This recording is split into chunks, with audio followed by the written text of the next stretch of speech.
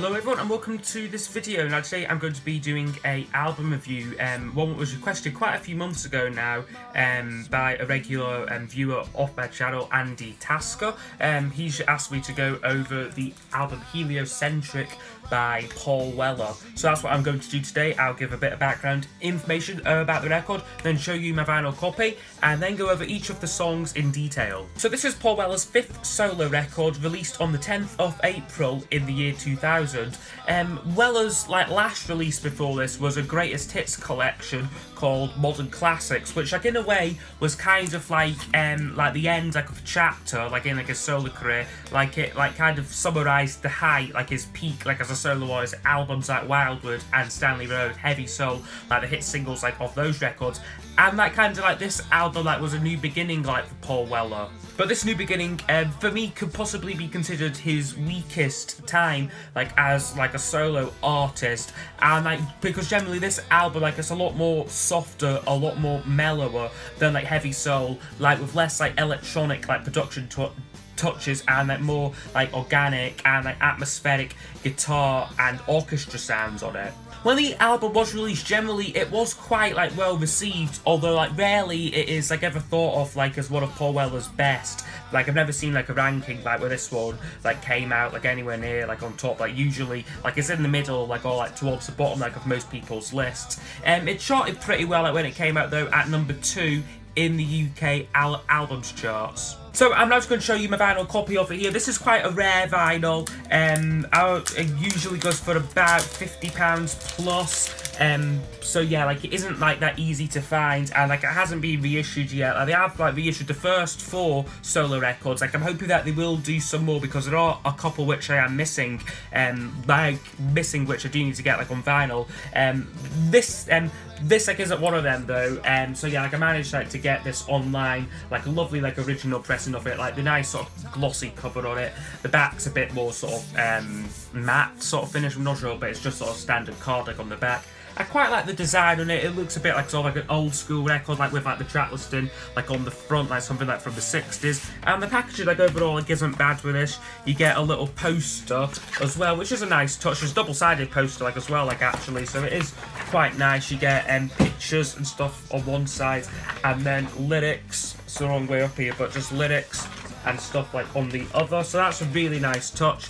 And the record sleeve just looks like this here, just this sort of design, and the vinyl itself is just a standard black vinyl. So that's the record looked at. It's on the Island Records label, this. Okay, so I'm now going to go over the album's 10 songs. I'll score each track out of 10, and then those scores will be used to give us a overall percentage marking for the album.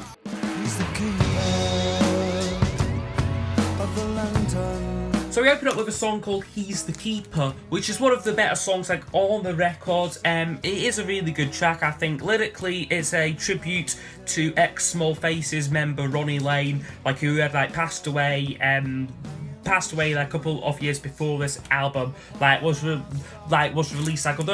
Although sort of reading the lyrics, it isn't obvious that it is a tribute to him. It is quite sort of metaphorical lyrics and that, which I do quite like. I mean, it keeps the song quite open and universal, rather than being very specifically about Ronnie Lane. Yeah, it is a little bit overlong though, especially this album version. It does go on a little bit, and the nature of the song it is, and the nature of the song it is a little bit plodding a little bit, but the actual song itself lyrically and also the main melody of the song is strong, which keeps the track interesting. So yeah, He's a Keeper, a pretty solid opening track there.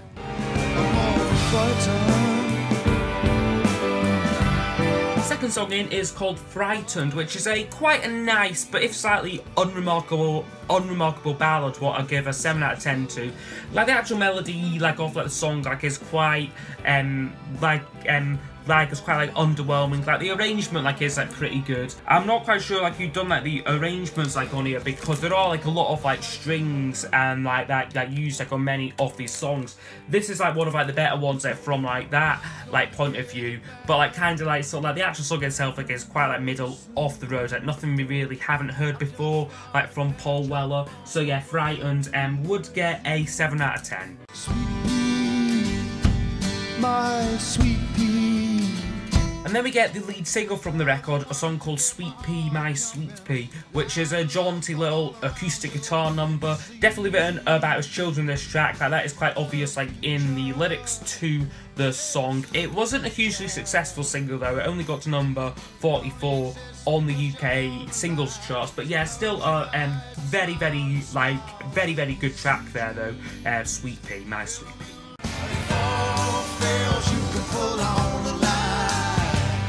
And now this is kind of where the album does go into a bit of a rut for me. Like the middle part of it, we get a couple of songs again like a row here, which I'm just simply not a massive fan of. First one is called A Whale's Tale, which is quite a dull, like, acoustic number. Again, it plods along and like goes on like far too long as well. Lyrically, it's about kind of hunting whales, which Weller like uses like as like a metaphor for like being like in that music business. For me, yeah, like I'm just not a massive fan like of the song. Like it's listenable, but like it's just like nothing special.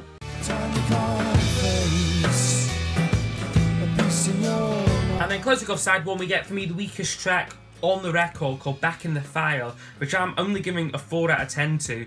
This is again quite a dull, plodding song. Like, well, he sounds quite bitter, like, on this song, like, lyrically, which again, like A Whale's Tale, like, is about being, like, in that music business. It's got a very similar kind of, like, guitar riff and, like, chord sequence, like, to, like, the much superior song Above the Clouds, like, from the debut record. Like, when he does this song on the Days of Speed, like, acoustic concert, those two songs at the start of them, like, almost sound, like, identical, because I bet you that they are, like, just, like, the same chords, like, he's just, like, recycled, like, the chord sequence, and, like, yeah, like, it just goes on for far too long, the song, and like, the ending, like, is really rubbish as well. It just gives, like, these barrage, like, of drum sounds, which does the song no favours, and, like, generally, you are quite glad, like, when this track, like, is over. So, yeah, Back in the Fire, not a great song there, unfortunately.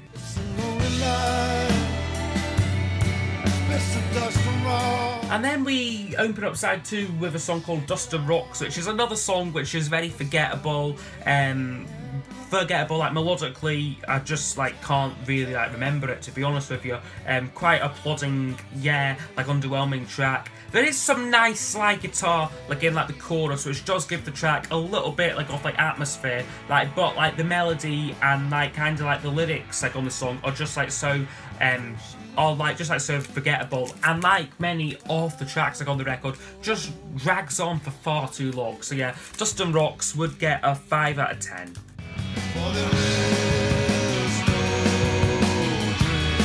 And then after that we get quite a different sounding song, but still not a particularly great track, called There's No Drinking After You're Dead, which is possibly the most rocking track, like, on the record. Like, the guitar sound, like, on this, like, is quite good, but the song itself is just really weak. Like, there's no melody to it. Like, Weller just sings, like, this sort of drony sort of vocal line, and, like, yeah, like, it is just a weak track, really. Like, the drumming, like, is quite frantic on it. Like, it's got a really sort of strange, like, atmosphere, like, this song. But, like, it's not, like, particularly good, like, in any way. Like, it's just a quite, like, underwhelming track. Like, and, like, a lot of people, like, say, like, this is, like, one of, like, Weller's, like, best songs, but really, like, I just, like, don't see much, like, in this track, to be honest with you.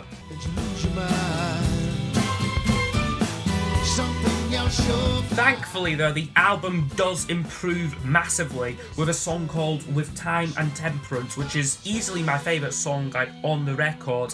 And I love the way the orchestra, like, kind of perfectly, like, complements Weller, like, on this track. And, like, also, like, there is, like, a strong melody, and that song, like, has, like, distinct sections, like, a distinct verse, sort of pre-chorus, like, and, like, chorus sections, which all work really well, like, really, like, keep, like, the song interesting. Like, although it is, like, about 5 minutes long, like, this one, like, isn't, like, overstretched, like, just because there are sort of different, like, sections in it, and, like, each one, like, is, like, quite different. Like, it works really, really well, this song. So yeah, With Time and Temperance, a 9 out of 10 there.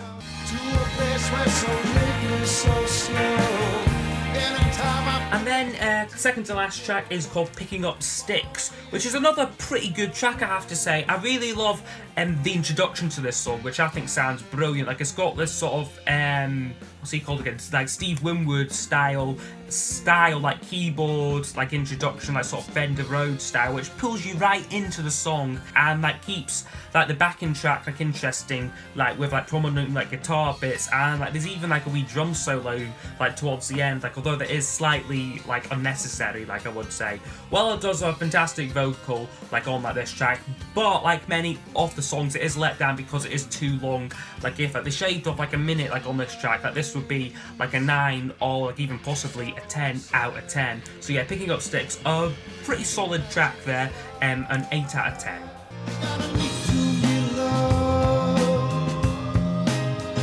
And then we finish with another slightly underwhelming song called Loveless, which is quite a forgettable ballad. Like the verses like on it like are just very slow and like dreary, like, but the arrangement does work well, like especially like on like the chorus, like where like it is like I think like I forget like the lyrics, like is there need to be loved or something like that it goes, but it is quite repetitive though, like repetitive though. It is just the same line, yeah, repeated, and like nothing really stands out like on the song, like unfortunately.